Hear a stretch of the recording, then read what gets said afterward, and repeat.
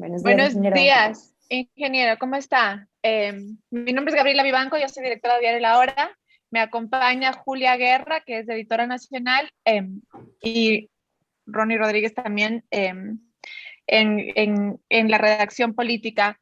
Muchas gracias por el tiempo y pues empezamos por felicitarle por su nueva posición al frente del Partido Social Cristiano, un partido con muchísima historia y muchísimo poder histórico en el país. Entonces, quisiéramos, pues tenemos una serie de preguntas para usted. Y aquí Julia pues nos va a hacer las preguntas introductorias y más bien empezar por una breve reseña de cómo ve usted el momento político en el país y el rol del Partido Social Cristiano en avanzar, bloquear o modificar el plan del actual gobierno de Guillermo Lasso. Una vez más, buenos días, realmente un placer estar con ustedes. Nosotros hicimos un acuerdo con Guillermo Lasso, recuerden ustedes, en las elecciones pasadas, pero no olviden algo, que ya en el 2013 hicimos el primer acuerdo, ¿no es cierto? Cuando Guillermo fue la primera vez candidato, nosotros no tuvimos candidato a la presidencia de la República e hicimos acuerdos en algunas provincias donde él no puso candidatos asambleístas y nosotros pusimos los candidatos asambleístas, a saber, Guayas, Los Ríos, El Oro, Tungurahua, Manabí. Eso fue el 2003.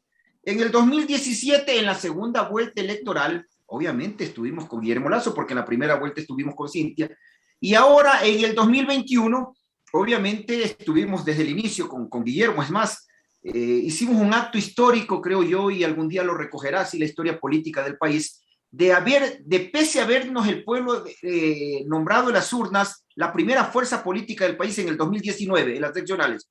No solamente porque sacamos el mayor número de alcaldes, prefectos, juntas parroquiales, no, sino porque además sacamos el mayor número de votos y nos convirtió en la primera fuerza política del país. Pese a eso, hicimos un acto de desprendimiento como Partido Social Cristiano y declinamos tener candidato a la presidencia de la República. ¿Sí? Ustedes, quienes saben de encuestas, entenderán muy bien que si nosotros hubiéramos puesto candidato a la presidencia de la República, Guillermo Lasso no hubiera llegado a la segunda vuelta, ni nosotros tampoco, ¿no es cierto? Entonces, pero a nosotros nos hubiera ayudado mucho a fortalecer nuestras listas de asambleístas. Por darle un ejemplo, nosotros pudiéramos haber metido asambleístas sin duda alguna en Chimborazo, sin duda alguna en Manabí. Es decir, hemos hecho cuenta y hubiéramos puesto alrededor de 8 asambleístas más de los 18 que sacamos, y que ya no somos 18, ahora somos 14, y no porque simplemente quisimos que sean 14, el gobierno se nos llevó 3, que ahora mandan en sus respectivas provincias, y el otro, pues, que es César Ron, él no ha claudicado al gobierno, pero se separó de nosotros, ese sí, por un problema interno en el partido. Entonces, en esa circunstancia llegamos al 10 de mayo, ¿no es cierto? Y el 10 de mayo, el rato de votar, nos enteramos de que ya no estaban con nosotros. O sea, nunca tuvieron la delicadeza de decirnos el día anterior o 10 minutos antes de votar, ¿sabes qué? Por la amistad, por el cariño, porque nos han apoyado 3 veces, ya no vamos a estar con ustedes y hasta aquí se acabó todo. No, nos dimos cuenta el rato de la votación. Entonces, el gobierno allí tomó un nuevo rumbo desde nuestro punto de vista.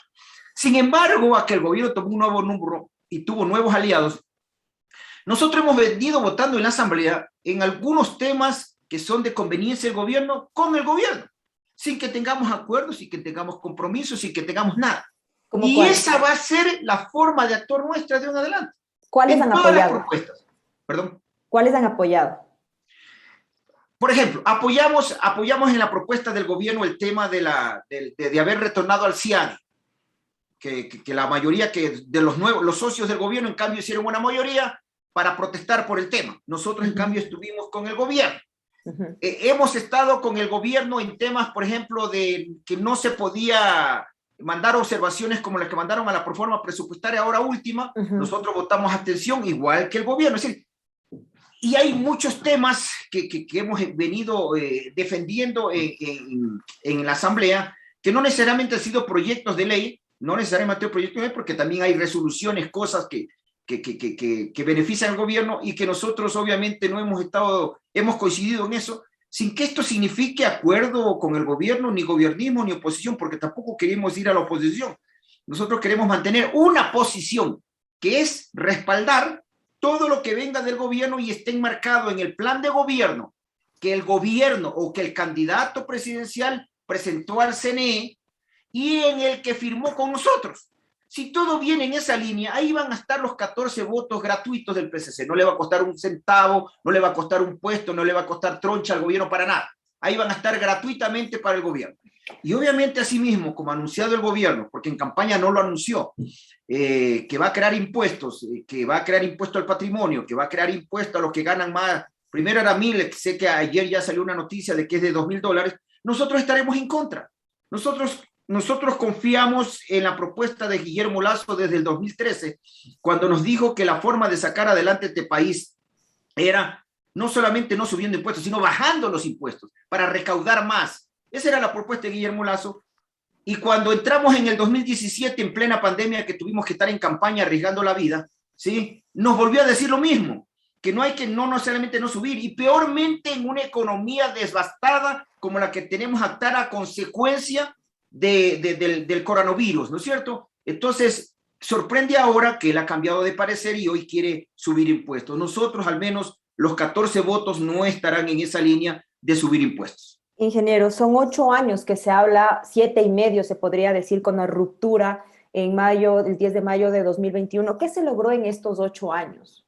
¿Cómo se ayudó? ¿Cómo se impulsó al país? ¿Cómo se trabajó más allá de tener una alianza? Bueno, no, nosotros nuestra alianza con el gobierno la tuvimos recién ahora en el 2021. Pero se habla que resto ya fue hubo un apoyar. proceso. Exacto. ¿Perdón? Hubo un proceso. No, el resto fue apoyar al gobierno. Yo le quiero recordar a usted que en el 2017 seguimos votando juntos.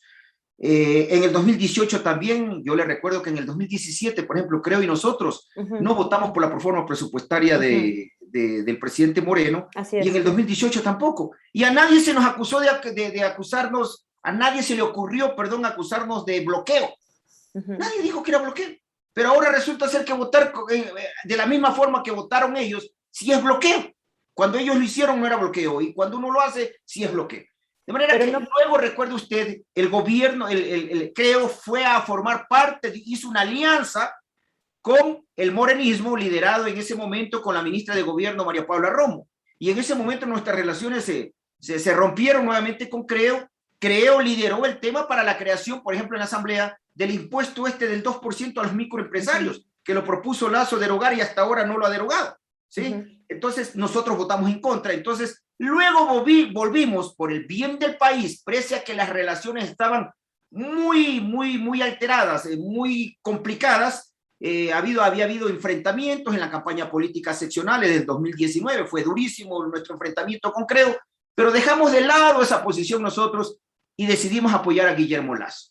De manera de que son ellos los que decidieron el 10 de mayo, en la mañana, el 14 de mayo a las 10 de la mañana, dejarnos a un lado a nosotros. Ellos cogieron un camino y nosotros cogimos el otro camino. Ellos no nos cumplieron, sí, está bien, no nos cumplieron, eso ya quedó en el pasado. Lo que sí vamos a exigir nosotros es que le cumplan al pueblo ecuatoriano. Esa es nuestra obligación moral. Ya quedó en el pasado y quizá arrepentirse ya no sirva de nada, ¿no? Pero a la interna, si hubo arrepentimiento, se cuestionaron quizá por qué apoyamos a Guillermo Lasso o no. No, para nada. Yo no me arrepiento de haber apoyado a Lasso las 3 veces que lo apoyé. Y eso pasa en los socialcristianos. No. Hicimos lo correcto. No somos nosotros los que hemos fallado, por favor. Son ellos los que han fallado, ¿sí? Por lo tanto, en nuestro lado no existe arrepentimiento. Lo único que nos dio es malestar, porque luego de tantos años con ellos juntos, de tantas campañas políticas, creo que sí teníamos el derecho a ser informados de que se había acabado nuestra alianza. Nada más, ¿sabes qué? Eso es lo correcto, eso es lo respetuoso, decirnos, más allá de que luego nos enteramos que ese acuerdo ya lo tenían hecho hace mucho tiempo atrás, pero por lo menos el día anterior era que nos avisen, pues no saben que ya no queremos nada con ustedes. ¿Fue desleal, Guillermo Lasso? ¿Perdón? ¿Fue desleal? Yo no sé si calificarlo si este tema tiene que ver con la lealtad. Lo que sí me parece que no hubo lo que sí podemos ser claro es un tema de cumplimiento de palabras. O sea, un político tiene que serle leal al pueblo ecuatoriano. Un político tiene que serle leal a sus electores y un partido político también, pero lo que uno tiene que, como ser humano, tiene que ser respetuoso de los compromisos que adquiere, pero ellos no lo hicieron. Entonces Pero insisto, ya eso es parte del pasado. A nosotros ahora lo que nos interesa es que cumplamos lo que ofrecimos en campaña. Y claro, la gente nos reclama a nosotros eso. Precisamente, una de las promesas de campaña que parecía irrealizable y que ya quedó es el plan de vacunación, que es un total éxito porque eso era para la reactivación económica del país. Ustedes hablan de que sí, no se está cumpliendo las promesas, pero ¿usted cree que un corto plazo basta para cumplir promesas, tomando en cuenta la realidad económica del país, que ustedes la conocen desde la A hasta la Z? Y en sentido de esto, ¿usted podría nombrar de esos acuerdos que ustedes hablaron a la interna, también en campaña, que la gente conoce, cuáles serían los 3 que hasta septiembre, de mayo a septiembre, el presidente pudo haber cumplido? No, es que no hicimos nada a espaldas, todo está público, sí, no hay nada por debajo. Pero de esos, ¿cuáles son? Para recordarle a la gente, ¿podemos nombrar ejemplo, 3? 3, nombremos 3. Se propuso en campaña, y es parte del acuerdo, que se iba a dar 300,000 almuerzos diarios a la gente pobre de este país hasta que pase la pandemia. Y eso comenzaba la semana siguiente del gobierno. Por ejemplo, lo dijo el presidente de la República y lo repartimos recuerde usted que nosotros tenemos una estructura que comienza en barrios, recintos, parroquias, ciudades, etcétera. Que se eliminaría el impuesto al 2%, él mandaría a la Asamblea un proyecto económico urgente para derogar el impuesto del 2% a los microempresarios, que tanto daño les ocasiona ese impuesto a los pequeños productores de este país, a los pequeños comerciantes. Y lamentablemente hasta ahora no ha sucedido. Por ejemplo, se dijo que iniciaría inmediatamente en el presupuesto de este año comenzar a crear los 40,000 puntos de internet, las 400,000 computadoras, los 600,000, creo que era, sistemas de telemedicina, entregar a tiempo los recursos y devolver el IVA a los municipios del país.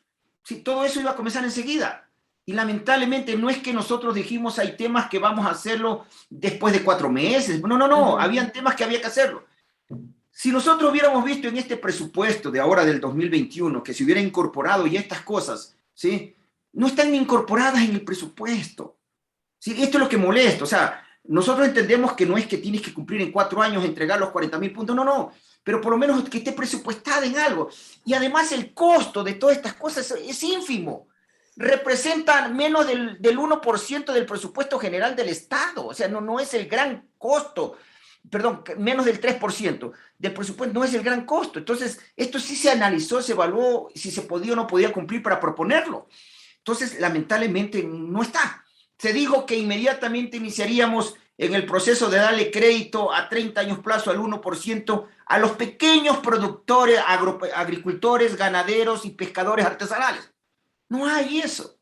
Entonces, es más, ya tuvieron que votar hasta una ministra de Agricultura. Entonces, había muchos temas que había que hacerlos ya. Hay otros temas que van a tomar su tiempo y que obviamente los entendemos. Así como el presidente fue pragmático en conversar con China, con Rusia, que no lo hubiera hecho ningún otro gobierno ideológico como lo anterior, el presidente hizo lo correcto. ¿Qué diablos de ideología ni qué nada? Yo converso con Rusia y con China con tal que me den vacunas. Eso hay que ser en la vida, tiene que utilizarse el pragmatismo en situaciones como esta, no el tema ideológico como lo hizo lamentablemente los anteriores gobiernos, correístas me refiero. Entonces, esas cosas nosotros las aplaudimos y eso los conversamos en campaña, que era la forma correcta, había que sacar de donde sea con tal de lograr el objetivo. Y ese sacar de donde sea en un país con crisis, usted con más de 30 años de experiencia en la política, es realizable porque tomemos en cuenta que no es el Ecuador del 2019, sino es el Ecuador del 2021, donde se está saldando las deudas, que hemos tenido un correísmo que nos dejó con muchísima deuda y encima más la crisis, la pandemia que nos ha afectado absolutamente a todo el mundo y muchísimo más a un país subdesarrollado como el nuestro. Entonces, hablemos, por ejemplo, el 2% que usted dice, ok, de eliminar el impuesto, los 400,000 puntos de internet, y también dar estos créditos a los pequeños agricultores en 3 meses y medio, ¿son viables? Usted como político de experiencia le consulto. ¿Y para qué los propusimos entonces? Es viable. Si no eran viables, ¿por qué los propusimos? Si no eran viables, era que nos digan ese rato, si no eran viables, era que nos digan ese rato, no vamos a poder hacer esto digámosle que lo vamos a cumplir después. Era simple. El tema era cuestión de hablar y decir las cosas de frente. Los políticos tenemos que aprender a cumplir nuestra palabra. Ese es el gran problema que tenemos los políticos. Proponemos una cosa en campaña y hacemos otra cuando llegamos al gobierno. Guillermo Lasso le decía al país que desde 2012 que él recorre el país, conoce el Ecuador profundo, y yo creo que sí lo conoce, porque ha recorrido varias veces el país, y por lo tanto sabe las necesidades del país.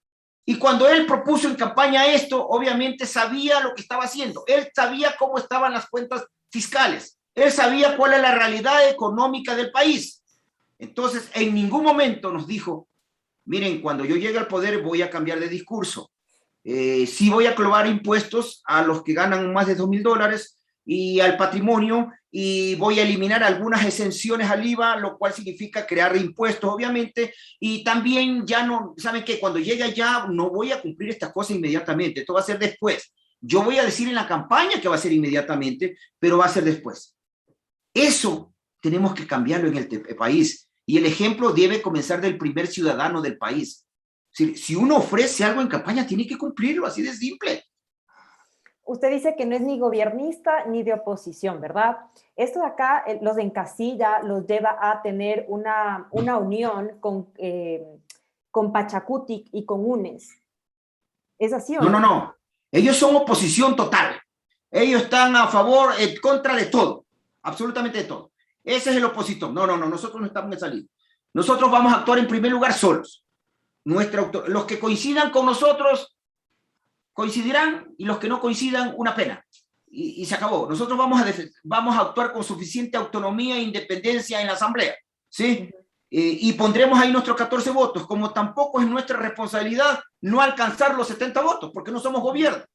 Esa es una responsabilidad del gobierno. De manera de que si el gobierno, por ejemplo, yo veo un problema de orden constitucional, si el problema envía esta mega ley con varias materias, eso está prohibido expresamente por la Constitución de la República. Adicionalmente, la última reforma que se hizo a la Ley Orgánica de la Función Legislativa, que recién entró en mayo de este año en vigencia, también lo prohíbe y es más explícita en a qué se refieren las varias materias.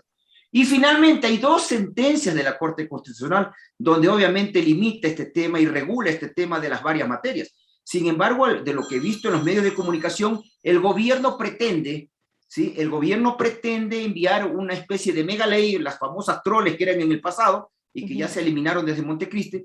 Eso significaría que puede suceder lo que ya alguna vez pasó el año pasado, cuando estaban en el CAL. El CAL le rechazó una ley de esas, se la devolvió al presidente Moreno. ¿Y quién estaba en el CAL? Mi amigo, el vicepresidente de la Asamblea, mi amigo Patricio Donoso, hoy ministro de Defensa, de Trabajo. Él justamente le devolvió la ley al gobierno de Lenín Moreno diciendo que tiene varias materias y por lo tanto envía un proyecto que no tenga varias materias. Entonces, ¿para qué insistir con un proyecto que tiene varias materias? ¿Por qué pedir?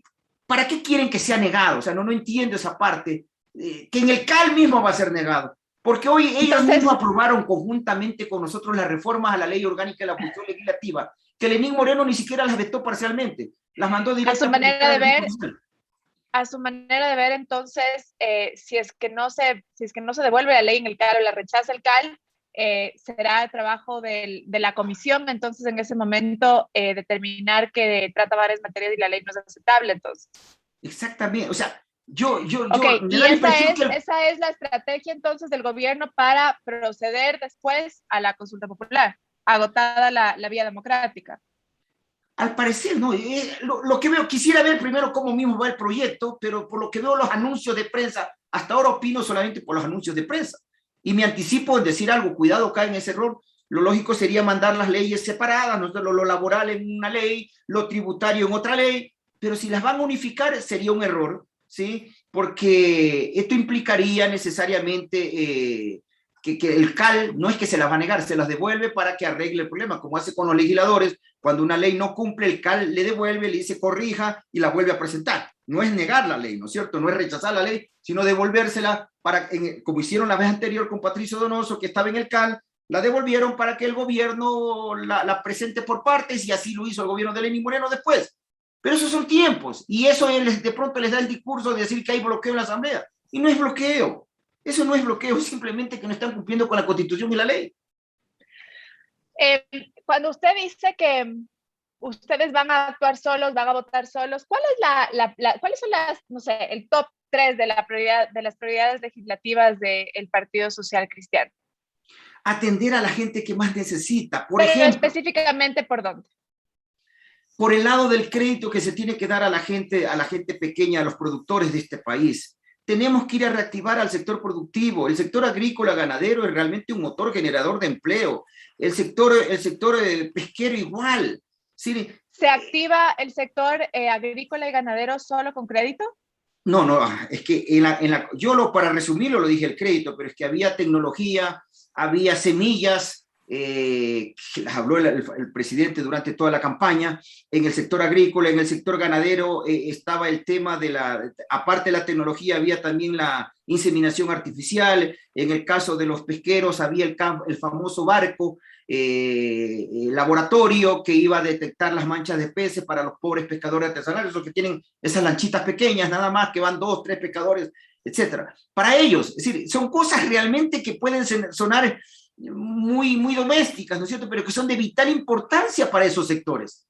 Entonces, el gobierno puede atender, y para eso realmente se necesitan ínfimos recursos para ayudar a esos sectores. Y usted va a tener a un sector muy deprimido, obviamente, que comienza a salir. Ok, entonces el primero sería una reactivación del agro, ¿no es cierto?, de agro, ganadería, pesca, mediante, que lo dijo el abogado Nebot cuando presentó su propuesta de consulta popular y su proyecto, ¿no?, político para los siguientes años. Sería un tema de crédito, tecnología, innovación, impulso a toda la parte agrícola, ganadera y pesquera. Esa es la primera. ¿Cuál sería el segundo y la segunda y la tercera prioridad? La tecnología. Necesitamos equipar a nuestra gente, a los jóvenes de escasos recursos económicos, que tengan internet gratuito y que tengan una computadora para trabajar, porque ahora más que nunca existe el trabajo telemático. Entonces tenemos que darle a esta gente esta herramienta. Si ese computador va conectado a un aparato que le permite la medicina, a usar la medicina telemática, incluso vamos a descongestionar los hospitales, que la gente muchas veces hace cola en el hospital porque simplemente tiene una bajada de presión o una subida de presión, o porque simplemente tiene un problema diabético. Hay cosas que hoy se pueden atender de forma telemática. Entonces, ¿y tienen proyectos de ley preparados como para impulsar el acceso a la tecnología en el país? Bueno, para eso no necesita proyecto de ley, para eso necesita excelente decisión política gubernamental, ¿no es cierto?, en hacerlo. Nosotros ya hemos presentado estos días, al inicio ya pues del periodo, hemos presentado varios proyectos de ley justamente para ir saneando otro tipo de cosas. El tema para entregarle a tiempo los recursos a las provincias y ciudades. Porque esto es importante. Si usted no le entrega recursos a un municipio, ese municipio no puede hacer la obra pública. Y si no hace la obra pública, no hay empleo, no genera empleo y no atiende los servicios básicos. Entonces, sí es importante atender a las ciudades chiquitas, ¿no? Por eso presentamos un proyecto para que se atienda a tiempo. Y bueno, lo del IVA ya ganamos en la Corte Constitucional, ese proyecto anterior nuestro, para que ahora ya no les cobren IVA en definitiva a los municipios, juntas parroquiales, prefecturas, etcétera.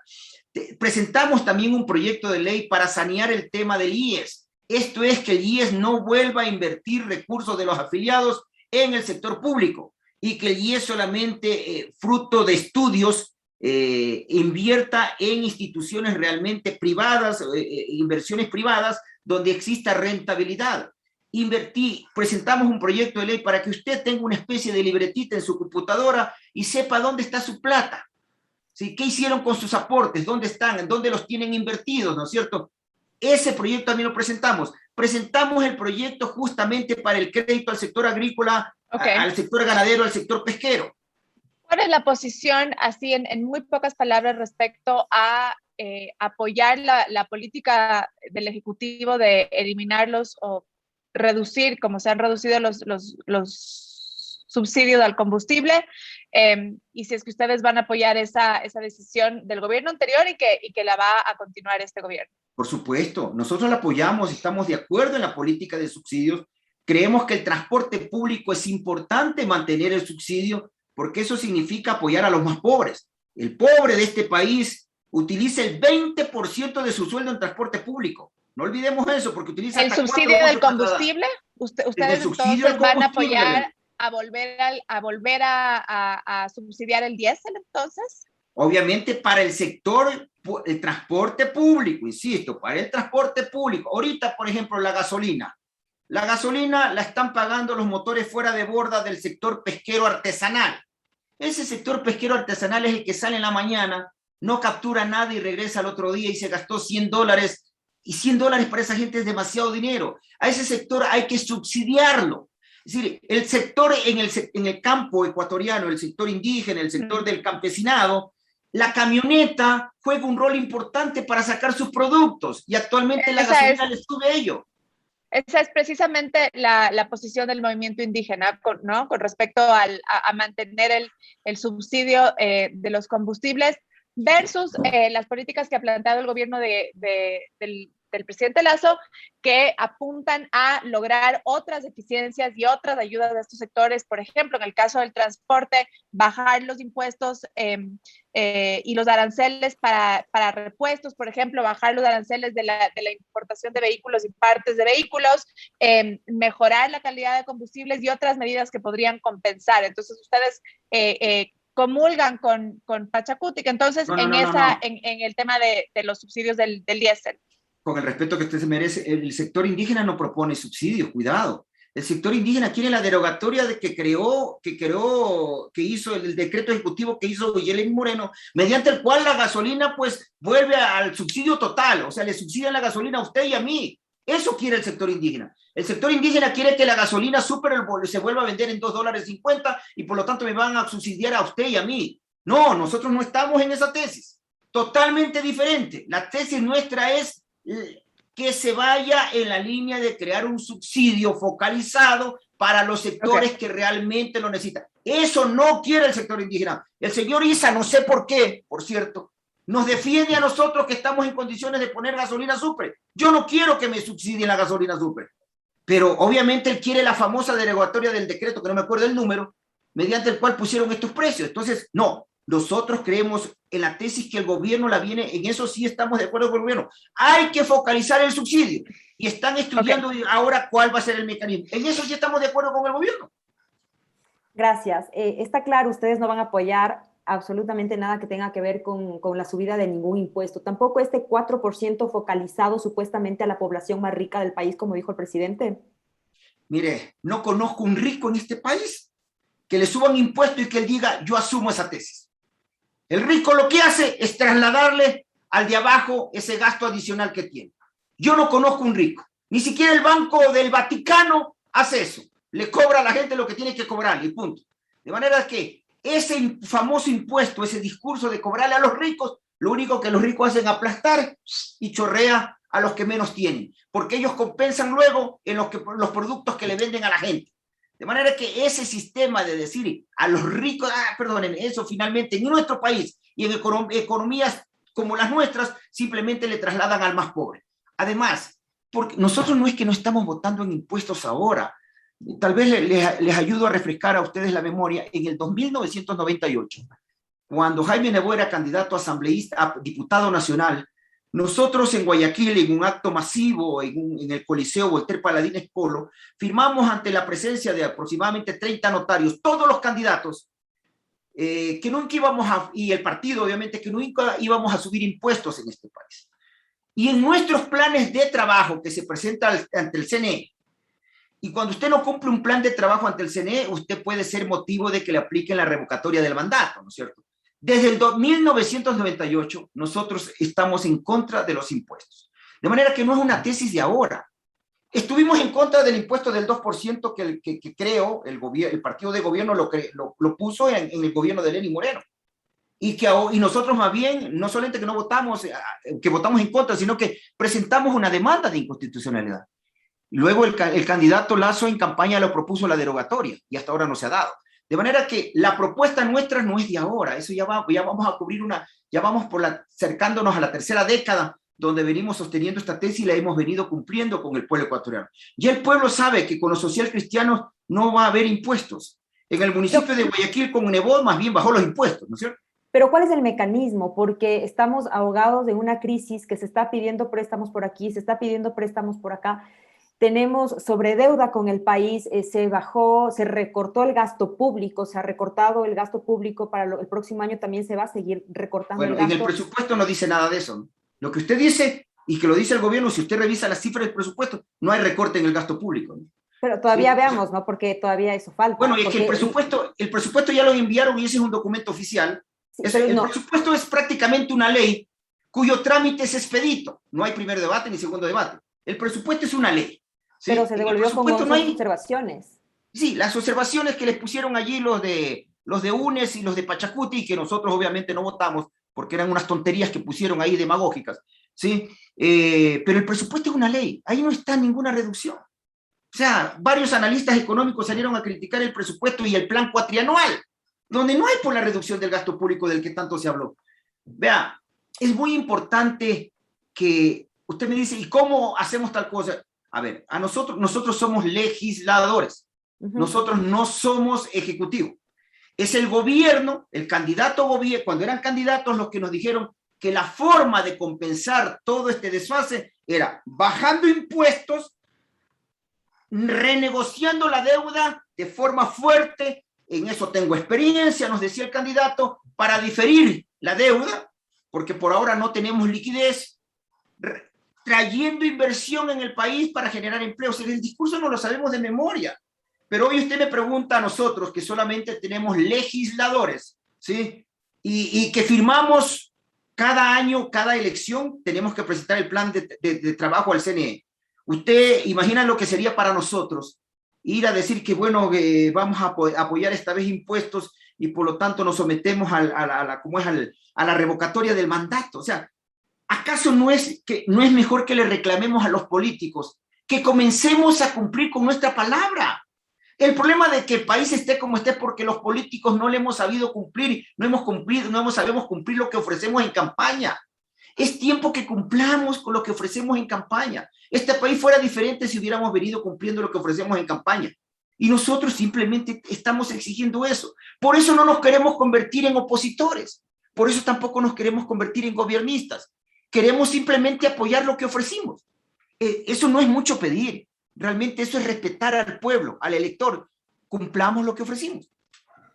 Ahora pasando al Partido Social Cristiano, como usted decía, es una de las mayores fuerzas políticas del país. En su discurso de posesión, usted dijo que habrá cambios en el estatuto. ¿Cuáles serán los primordiales?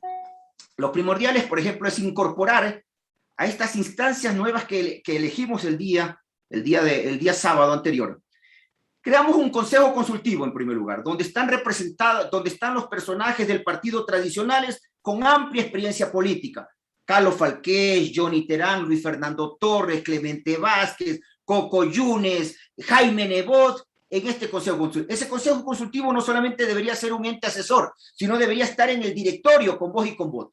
Adicionalmente, creamos 30 coordinaciones nacionales, ¿sí?, con gente que no es social cristiana. Ciudadanos comunes y corrientes para que apoyen en esta causa. ¿Cuál es el objetivo? Integrar a sectores que nos representen personajes importantes de cada uno de esos, no importantes, miembros de esos sectores. Por ejemplo, Jobar Muñetón, que es el presidente de la Federación Nacional de Cámaras de Turismo, es nuestro coordinador con el sector turístico. Patricio, ay, se me fue el nombre, el presidente de la Cámara de Comercio, el Pato Alarcón, Patricio Alarcón, es el coordinador con los sectores del comercio. Otro nombre que se me viene a la cabeza, el almirante Livio Espinosa, es comandante general de la Armada. Es el coordinador con el sector de las Fuerzas Armadas en servicio pasivo. Y así por el estilo, algunos personajes que son conocidos, otros no conocidos. ¿Y cuál es la idea? Que al integrar a todos ellos al directorio, y cuando yo dije que se inaugure el debate, es porque queremos justamente que sean partícipes de la directiva para que el debate sea más amplio, ¿no es cierto? Para que el debate sea más grande y enriquecedor, y para que nuestros asambleístas, que finalmente son la cabeza visible y del accionar político del partido en la asamblea, sepan que estas tesis llevan el respaldo de amplios sectores, ¿no es cierto? Entonces, esto es lo nuevo, y la reforma estatutaria, ¿en qué consiste? En incorporar a esta gente. Nuestras directivas provinciales duran 4 años, ahora van a tener que durar 2 años, ¿sí?, con posibilidades de reelegirse, y las directivas provinciales tienen que reproducir este modelo nacional, tienen que reproducirlo a nivel local. Es decir, también crear coordinaciones en cada uno de esos sectores. Y claro, entre las 30 coordinaciones no se nos quedó fuera ningún sector. Todos están incorporados. sector universitario, transportista, etc. Entonces, eso ahora va a ser parte del estatuto. Vamos también en el proceso de actualizar nuestro ideario. Nuestro ideario, yo llevo 29 años afiliado al Partido Social Cristiano, haciendo política 31 años, yo a los 25 años tuve la suerte de ser por primera vez diputado de la República, y ya perdí mi invicto, por cierto, en esta nueva legislatura. Hay una diputada del Oro que llegó a los 23 años, así que durante 31 años fui el diputado más joven que tuvo el Congreso. Entonces, ¿cuál es el revisar el ideario? Porque no lo hemos actualizado hace muchísimos años. En nuestro ideario original, antiguo, por ejemplo, no se da mucho hincapié al tema de la defensa del medio ambiente versus desarrollo sustentable, que es la tesis nuestra, ¿no es cierto? Que nosotros creemos que hay que explotar los recursos naturales, pero racionalmente, técnicamente, científicamente, para causar el mínimo impacto ambiental. ¿Qué temas más tenemos que incorporar a nuestro ideario, a nuestros principios? El tema del debate que existe actualmente, principalmente en las nuevas generaciones, ¿no es cierto? La inclusión, la diversidad, eso debemos debatirlo, no debemos ser cerrados en ese tema. Incorporar en nuestro ideario la libertad de conciencia, por ejemplo, para las personas que tenemos dentro del partido diferentes puntos de vista respecto de temas, ¿no es cierto? Como el tema diversidad. Debemos incorporar en nuestro ideario el tema del manejo estatal, que era diferente a lo que sosteníamos hace 30 años con lo de ahora, y lo mismo tener un nuevo plan de gobierno que se ajuste a la actual situación ecuatoriana e internacional. Sí, hay muchas cosas que hacer todavía en el Partido Social Cristiano, y yo creo que lo más valioso de que vamos a hacer de ahora en adelante es incorporar el debate interno en el partido. Eso es fundamental. Los directorios, la reunión de la directiva debe ser al menos una vez al mes. Debe ser al menos una vez para tratar estos temas. ¿Y ya se empezó a trabajar en el estatuto o para cuándo se tiene planificado? Justamente estoy trabajando en esto para presentarles a la directiva un proyecto de reforma al estatuto. Ya vamos a comenzar también el cambio de todas las 24 directivas provinciales y las 3 directivas de las 3 circunscripciones del exterior, y donde obviamente la gente que se incorpora que a las directivas es gente también fresca, gente nueva. Mire usted, en la directiva social cristiana actual yo soy el más viejo, y no me considero viejo, pero eso le da idea de la cantidad de gente que tenemos, gente joven allí en la directiva. El vicepresidente es el alcalde más votado del país, el alcalde de San Borondón, Juan José Yunes, por darle un ejemplo. Cristina Reyes está de segunda vicepresidenta, y así por el estilo tiene usted toda la directiva del partido, se ha incorporado a este proceso. Y tenemos otras variedades, otras novedades que incorporamos para este proceso. En el 2019 que nos convertimos en la primera fuerza política del país, ensayamos un tema que nos dio excelente resultado: las alianzas con movimientos locales. Y desde allí mantenemos alianza con 8 movimientos locales, y ahora lo queremos incorporar a más movimientos locales en esta alianza. Por eso que nuestra bancada se llama Las 6 y sus aliados, ¿sí?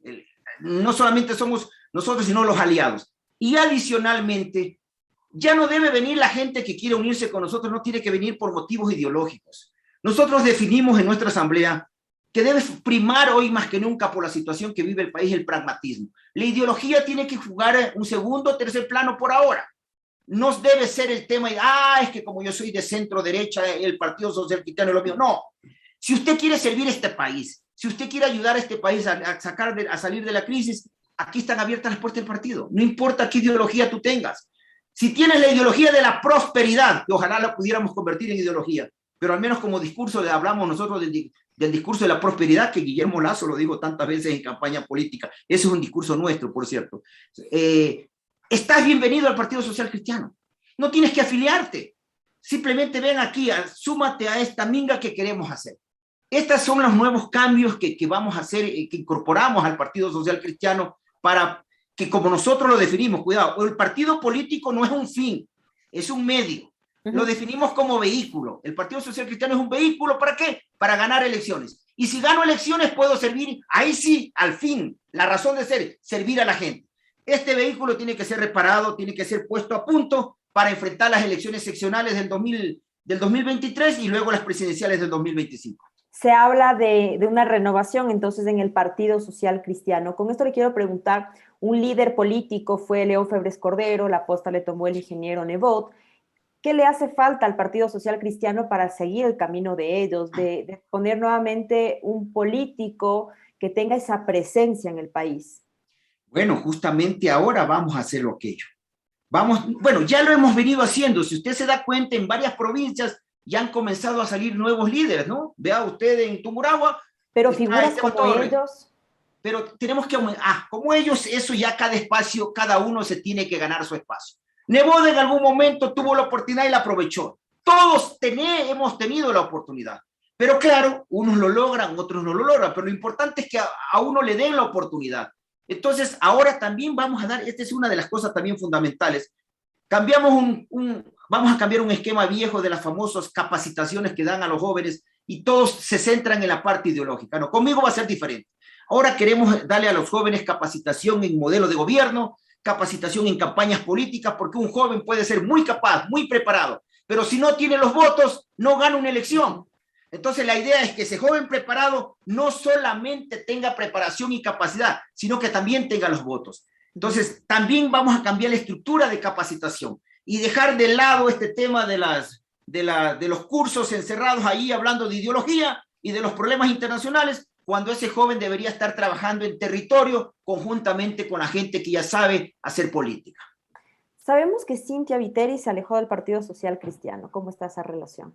No he sabido eso, me acabo de enterar. Por ahí llegaron los rumores. No. Usted la vio a Cynthia sentada en primera fila allí el día de la convención. Es que todavía pertenece al Partido Social Cristiano. No, bueno, ella realmente, desde el punto de vista jurídico, es afiliada a Madera de Guerrero, ¿no? Es afiliada a Madera de Guerrero, pero Madera de Guerrero, pues, una especie de hermano menor en cuanto a edad se refiere. Un brazo, ¿no? Sí. Entonces, pero no, Cynthia está con nosotros, pero por supuesto, de largo, su hermana es nuestra asambleísta nacional, de manera que no, alejada del partido no está para nada, ¿no? Eso solamente no pasa más allá del rumor y de la permanencia, de las permanentes críticas en las redes sociales que qué pena se han convertido tan tóxicas en el Ecuador, ¿no? Bueno, por redes no nos llegó la información, pero ni siquiera he visto en redes esos comentarios, pero bueno, es bueno que usted nos aclare esta situación. Y para finalizar, ingeniero, le agradezco muchísimo su tiempo. La exministra María Paula Romo afirmó que la relación entre el Partido Social Cristiano y el correísmo se daba desde hace tiempo en asamblea. ¿Es así? Y si es así, ¿qué beneficios le ha traído estos acuerdos al país? No, para nada. Vea, el correísmo fue el creador de la mayor número de impuestos en este país. Nosotros nos opusimos a todos. Cuando ellos ya pasaron a ser oposición en el morenismo, que ellos le decían morenismo, pero para nosotros sigue siendo correísmo, ellos ya decidieron oponerse a los impuestos. Pero ¿quién era el partido que desde hace 23 o 24 años se viene poniendo los impuestos? Nosotros. Ellos decidieron votar por nosotros. Pero nosotros no les podemos decir, oye, no votes por nuestra tesis, pues eso no podemos hacer. Eso le pareció a la señora Romo alianza. Bueno, ese es el punto de la señora Romo, no el nuestro. Nosotros estuvimos por pedido del propio presidente Lasso, el candidato, en ese tiempo presidente electo, a Jaime Nebot, se hizo una alianza, creo, sus independientes, que realmente son dependientes del gobierno, el Partido Social Cristiano y UNES. Se hizo un acuerdo, que luego creo el día 14 de mayo se vino para atrás y se acabó ahí el acuerdo. Ahora pues actuamos con autonomía, independencia, no tenemos, si mañana más tarde UNES vota con nosotros, ya pues. El otro día UNES votó con Pachacuti para rechazar el presupuesto general del Estado. Sí. Y yo le pregunto, ¿eso significa alianza? No, coincidieron. Vea, en la asamblea, luego de haber pasado por esa función del Estado 17 años de mi vida, usted va a tener que coincidir en algunos temas con varias organizaciones políticas, pero eso no lo convierte automáticamente usted en aliado de esa organización, porque esa es la política. Nosotros queríamos, el acuerdo que teníamos era para elegir presidente del Congreso, presidente de la Asamblea y las comisiones que eran de interés del gobierno, con justa razón. El gobierno quería tener de presidente un amigo, un vecino del presidente, en este caso en la urbanización en Guayaquil, en San Borondón, Guillermo Lasso es vecino, separado por una pared de Henry Kronfle, y lo quería de presidente a Henry Kronfle, me parecía lógico e inteligente ese tema. De última hora cambiaron de parecer. Entonces, pero es el único acuerdo que hemos intentado hacer, pero hasta ahí llegamos. Esta sí es la última.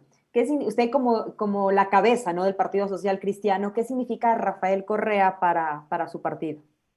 Un político, en mi caso, que me destituyó de la Asamblea del Congreso y que me sacó desde prisión y que obviamente en lo personal le guardo mucho rencor, mucha ira y mucho coraje, nada más. Y en lo político, obviamente, un oponente nuestro, un adversario político nuestro, que todavía tiene un espacio significativo en la vida política del país. En la elección pasada, pues llegaron al 48% de los votos, por lo tanto todavía tiene un espacio, lo cual, por cierto, a mí me apena, ¿no? Que todavía tenga un espacio político, un presidente que, desde mi punto de vista personal, y nosotros como partido, obviamente, creemos que fue un pésimo gobierno. Claro. Le agradezco muchísimo por su tiempo y por eso hay que apuntarle a la gobernabilidad, ¿no? Darnos la mano entre los ecuatorianos, cada uno desde su puesto, como usted dice. Están unos dentro de la política que pueden encaminar mejor el país, otros como ciudadanos también apoyar, aportar también con nuestro conocimiento, y ahí estamos para sacar adelante al país. Ingeniero, muchísimas gracias, un gusto. Esperamos vernos muy pronto presencialmente. Sin duda alguna, yo les agradezco también por la invitación y me siento honrado haber intercambiado ideas con ustedes. Me encanta este tipo de entrevistas donde se puede profundizar en el debate. Muchísimas gracias, y por mujeres, ¿no? Exactamente, y dos mujeres, imagínense. En nuestro partido lo más importante es eso, las mujeres, ¿no? Imagínense, en Guayas tenemos prefecta y alcaldesa mujeres. Si hay un partido que le ha dado espacio a las mujeres, somos nosotros. Sí. Díganme ustedes, desde que volvimos a democracia, ¿qué otra mujer ha sido candidata a la presidencia de la República en 2 ocasiones? El Partido Social Cristiano con Cintia Viteri. Entonces, y lideró la lista de asambleístas nacionales, etcétera. De manera que a veces nos critican a nosotros diciendo que somos el Partido Social Cristiano, no da espacio a las mujeres. No, el bloque con mayor número de mujeres somos nosotros. Sí, en ese sentido estamos de acuerdo que se van forjando y bueno, con la figura de Cintia Viteri ha abierto también muchísimas puertas al resto de la participación de la mujer, así como bien o mal lo hizo también el Partido Correísta. Pero se van forjando figuras interesantes, Cristina Reyes dentro de ellas también. Muchísimas gracias, que tengan un buen día y más bien estaremos en contacto y pues nada.